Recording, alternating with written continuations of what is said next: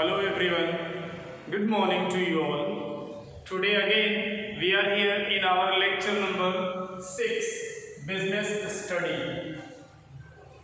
Book name is Business Study and your lecture number is 6 and your chapter name is Nature and Significance of Management and the topic is Features of Management Principle. Principal of management के features क्या होते हैं आज ये हम लोग जानेंगे। Next in my previous lecture आप लोगों ने जाना कि मैनेजमेंट प्रिंसिपल होता क्या है, what is principal of management, हमने आपको बताया था, समझाया था। आज हम ये जानेंगे कि features of principle of management, management principle का फीचर्स क्या होता है ये हम लोग जानेंगे।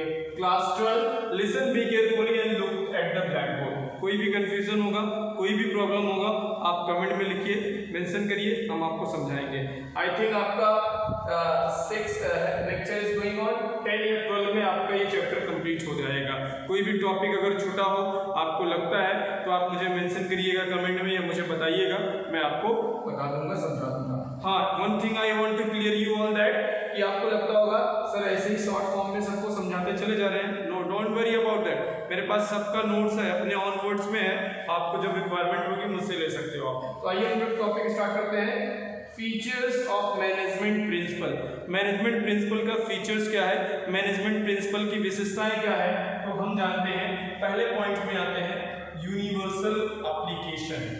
यूनिवर्सल एप्लीकेशन क्या होता है बेटा, आप समझिएगा।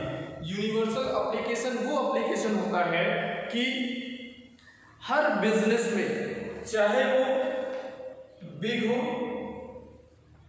और स्मॉल हो और आप फैंसी हो, फैंसी बिजनेस हो या मॉल हो,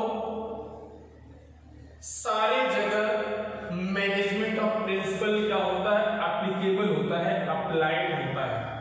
आप कह देंगे हमारा छोटा मोटा बिजनेस है, यहाँ पे principle of law, rule of principle management का हमें नहीं चाहिए, तो ऐसा कुछ नहीं है। कोई भी बिजनेस होगा, कोई भी आपका ऑर्गेनाइजेशन होगा, सारे ऑर्गेनाइजेशन में, सारे बिजनेस में आपको क्या लगेगा, यूनिवर्सल एप्लीकेशन वहां पे लगना ही लगना है। ये आपका प्रिंसिपल ऑफ मैनेजमेंट का फीचर्स नंबर 1 है। आपसे कोई पूछे what is the feature of principle of management, तो आप कह सकते हो it is considered as a universal application. What is universal application? It means whatever business is running on, either big or small, either fancy, either mall, either you can say the in metro city or rural area, there is a principle of management is applicable there. वहाँ पे वो लागू होगा, management का involvement लागू होगा, management का ideas and view लागू होगा। ऐसे फीचर्स को हम कहते हैं universal application. Universal application. Second आया हमारा जनरल गाइडलाइंस। जनरल गाइडलाइंस के सेकंड फीचर्स ये है, देखिएगा।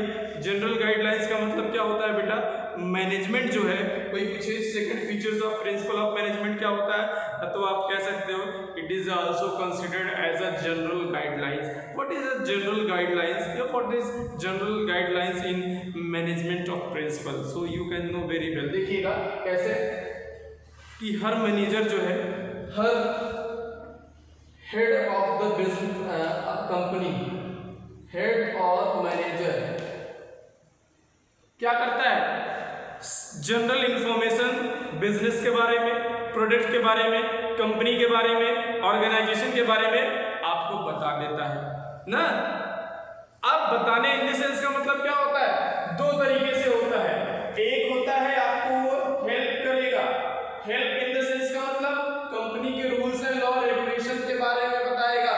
दूसरा आपको डिक्टेट नहीं करेगा, डिक्टेट इन द सेंस का मतलब कि आपको हमेशा वर्क में मदद करता चला जाएगा, आपको बताता चला जाएगा, कैसे काम करना है वो बताता चले जाएंगे, ये समझाते चले जाएंगे। ऐसा ये फीचर्स आप में नहीं आता है। इसका सिर्फ यही फीचर है कि जनरल गाइडलाइंस आपको प्रोवाइड कर दी जाती है, उसी गाइडलाइन के अकॉर्डिंग आपको बिजनेस को मैनेज कर करके ले चलना पड़ता है। ऐसे फीचर्स को हम कहते हैं general guidelines, features of principle management. समझ में आया बेटा? अब आइए हमारा सेकंड हो गया, थर्ड आइए इवोलेंट्री। इवोलेंट्री का मतलब क्या होता है आप समझिएगा। इवोलेंट्री का मतलब वो होता है बेटा कि यहाँ पे कई सारे इन्वेंशन, कई सारे एक्सपेरिमेंट, कई सारे इन्वॉल्वमेंट, कई सारे चेंजमेंट हमेशा होते रहेंगे मैनेजमेंट में। ये नहीं एक लॉ बना और बिजनेस उसी पे चल रहा है, कंपनी उसी पे चल रही है, ना ना ना, उसमें इवोलेंट्री एक्सपेरिमेंट होते रहेंगे। तो ऐसे इवोलेंट्री एक्सपेरिमेंट को हम प्रिंसिपल ऑफ फीचर्स मैनेजमेंट कहते हैं कि इसमें हमेशा कुछ न कुछ चेंजमेंट होता रहता है। ऐसे को हम क्या कहते हैं? इवोलेंट्री ऑफ मैनेजमेंट ऑफ प्रिंसिपल कहते हैं। थर्ड हो गया आपका, फोर्थ हो गया flexible. What is flexible? Flexible का मतलब ये है कि the management is flexible, sometimes changes, sometimes not changes, sometimes rules and law is flexible, sometimes not flexible. That is the principle of management feature. कभी क्या होता है, कोई कानून बना या कोई मैनेजर आया, वो अपने सिस्टम के अकॉर्डिंग चीज़ों को क्या करेगा? फ्लैक्चुएट करेगा, या अगर आप उसको लगता है कि सही है तो चलता रहेगा, अगर उसको लगता है गलत है तो क्या होगा? वो अपना बिल्कुल फ्लैक्चुएट कर जाएगा, उतार चढ़ाव आ जाएगा प्रिंसिपल ऑफ मैनेजमेंट में। इसे हम क्या कहते हैं? फ्लेक्सिबल और flexibility of management features. Next आया मेनली बिहेवियर। मेनली बिहेवियर क्या होता है? मतलब जो भी वर्कर है, जो भी एम्प्लॉय है, जो भी ह्यूमन बीइंग है, उन्हीं के ऊपर क्या होता है? फीचर्स लागू होता है मेनली बिहेवियर्स के ऊपर, ह्यूमन रिसोर्सेज, ह्यूमन बीइंग के ऊपर। जो भी हमारा मैनेजमेंट है, यहाँ पे जो भी employ mainly behaviour, human behaviour, mainly behaviour का मतलब होता है ह्यूमन बिहेवियर। तो जो ह्यूमन बीइंग यहाँ पे वर्क कर रहे हैं कंपनी में, वो उन्हीं के ऊपर सारे रूल्स, लॉ, रेगुलेशन, उनके काम करने का सिस्टम, उनके काम करने का तरीका, वो कैसे क्या कर रहे हैं, सब कुछ मेनली इन्हीं पे लागू होता है। इसको भी हम क्या कहते हैं? मैनेजमेंट प्रिंसिपल ऑफ फीचर्स कहते हैं। मेनली बिहेवियर का मतलब the management should responsible all the human beings involve in activity in the business where their performance is good और bad, where their performance, their work on time और not, this all are considered in this topic only. Last but not least topic is that causes and effect of relationship। आप पूछेंगे sir ये management principle बना क्यों? Management principal आया क्यों? Management principle का features क्यों आया? ऐसा बना क्यों? why it will happen या why it has been happened? Management principle बना क्यों? क्यों बना? कारण एंड इफेक्ट। अब कॉजेस ह्यूमन के फॉल्ट की वजह से, एम्प्लॉय की फॉल्ट की वजह से, या एम्प्लॉय की डिसऑनेस्टी की वजह से, या एम्प्लॉय की मिसबिहेविंग की वजह से, या एम्प्लॉय के नॉट वर्किंग ऑन टाइम की वजह से, ये क्या बन गया? फीचर्स ऑफ प्रिंसिपल मैनेजमेंट बन गया। प्रिंसिपल मैनेजमेंट का सिद्धांत बना। ऐसे में क्या होता है? ये एम्प्लॉय और कंपनी ओनर या मैनेजर के बीच में रिलेशनशिप भी देखा जाता है कि एम्प्लॉय का क्या रिलेशन है, गुड है या बैड है, employ is working on time और नॉट। ये सारे इसी वजह से, सारे फीचर्स, सारे क्या बोलते हैं, प्रिंसिपल ऑफ मैनेजमेंट इसी कारण बना है।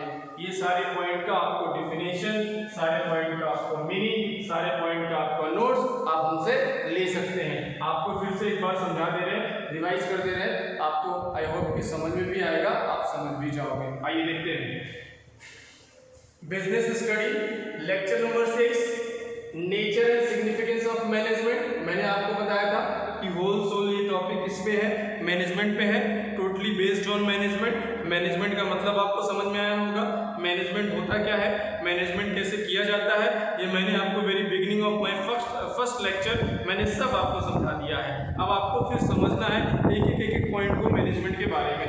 अब जब nature and significance of management में आते हैं तो हमने लास्ट लेक्चर में principle of management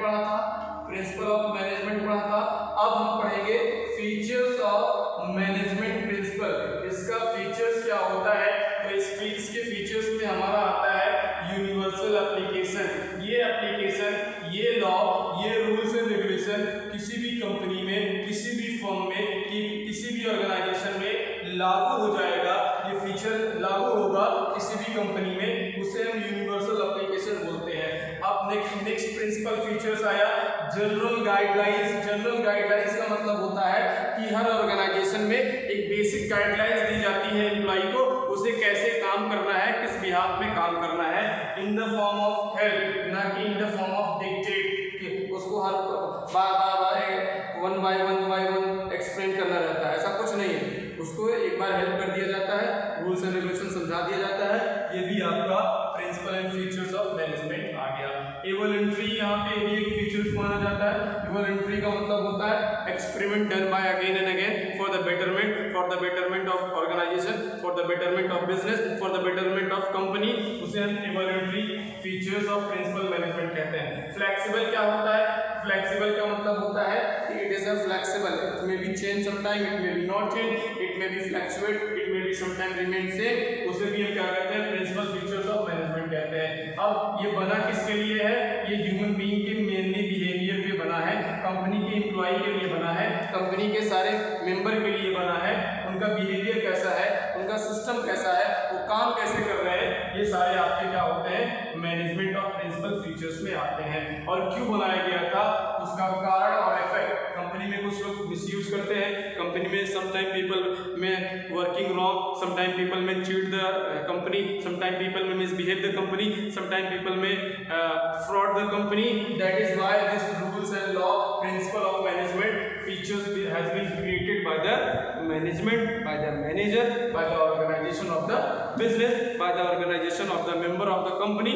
It has been created all. समझ में आया आपको? सबको समझ में आया? आई होप कि ये सारे टॉपिक आपको क्लियर हो गए होंगे। हाँ, one thing I want to tell you बेटा, लिसन बी केयरफुली। आपको इसी टॉपिक में एक मैनेजमेंट के बारे में हम आपको और चीज बता दे रहे हैं, आपको समझ में आ जाएगा। आपके एग्जाम के लिए टॉपिक बहुत इंपॉर्टेंट है, बोर्ड एग्जाम के लिए आपको बिल्कुल ध्यान से देखना होगा, नोट्स भी बनाना होगा और इसको समझना भी होगा। अब देखिएगा, हर जगह मैनेजमेंट की बात आ रही है,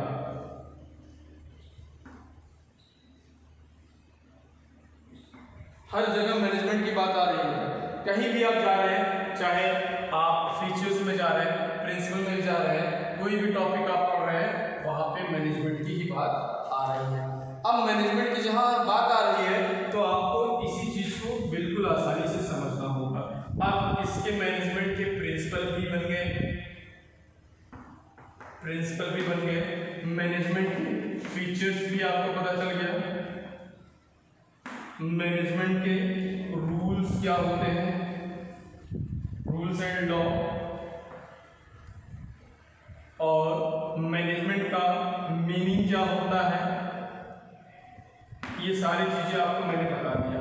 अब सिर्फ आपको एक चीज, ये चीज एक्सप्लेन करके आपके टॉपिक को स्टॉप करेंगे, फिर हम लोग नेक्स्ट लेक्चर में मिलेंगे नेक्स्ट टॉपिक के साथ। आपसे हम लोग नेक्स्ट लेक्चर में मिलेंगे, नेक्स्ट टॉपिक के साथ मिलेंगे। अब आपको ये समझ में आना चाहिए और आप समझ जाओगे आसानी से। आपका 12 लेक्चर में ये चैप्टर खत्म हो जाएगा। Management, anything which is manage and control, manager or management of the head department of the company, of the organization, that is called management. Management having a feature, management having a principle, management having an objective, management having a motive, सारी चीजें मैंने आपको समझाया और बताया। अभी आपको मैंने बताया क्या, प्रिंसिपल ऑफ मैनेजमेंट का फीचर्स बताया, फीचर्स बताया मैंने। ये सिर्फ एक पॉइंट समझिए, रूल एंड लॉ, इसी बेस पे मैनेजमेंट हमारा बना है, रूल्स एंड लॉ के बेस पे ही हमारा मैनेजमेंट बना है। कि हमारा मैनेजमेंट का लॉ क्या कहता है, रूल्स ऑफ बिजनेस क्या कहता है, ये सारे हमारे इसी पे बने हैं, तब जाके हमारा चैप्टर मैनेजमेंट बना है। आई होप कि आपको सब क्लियर हो गया होगा, आपको समझ में भी आया होगा, ये सारे पॉइंट आपको समझ में आ गए होंगे। अब आपको हम बता दे रहे हैं, ध्यान से देखिएगा, बिल्कुल सारे पॉइंट्स को आप रिवाइज करिए, नोट्स बनाइए और उसको याद करके भी रखिए। अब देखिएगा, एक एग्जांपल दे दे रहा हूं, देखिएगा, राम अब राम के पास एक क्या है, स्कूल है। हम मैनेजमेंट का एग्जांपल दे रहे हैं।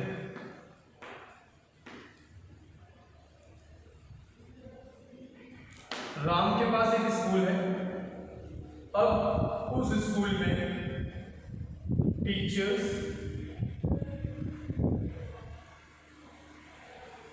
Principal and 4th grade employ.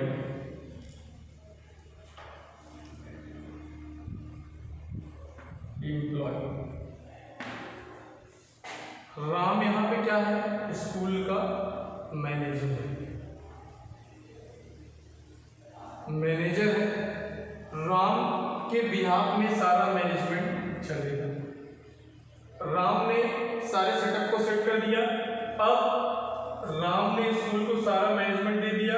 अब मेन मैनेजमेंट स्कूल से राम के बाद किसके पास आ गया, प्रिंसिपल के पास आ गया। प्रिंसिपल के पास आ गया, मेन मैनेजमेंट किसके पास आ गया, प्रिंसिपल के पास आ गया सारा मैनेजमेंट। तो प्रिंसिपल क्या करेगा, टीचर को भी मैनेज करेगा, 4th ग्रेड को भी मैनेज करेगा, और सारे लॉ कहाँ से आएंगे, इनके पास से आएंगे, और ये लॉ इनके पास से यहाँ से डिस्ट्रीब्यूट होगा। जब मैनेजमेंट अच्छा वर्क करेगा तो उसी को हम बोलते हैं management of organisation, management of business. आपको समझ में आ गया होगा। आई होप कि आपका क्लियर हो गया होगा, आपको समझ में भी आया होगा। अगर नहीं समझ में आया होगा तो हम नेक्स्ट लेक्चर में आपको डिटेल में समझाएंगे, और आपके जो भी डाउट्स होंगे कमेंट्स में लिखिए, उसको हम क्लियर करेंगे। Thank you, have a nice day, we will meet you in our next lecture.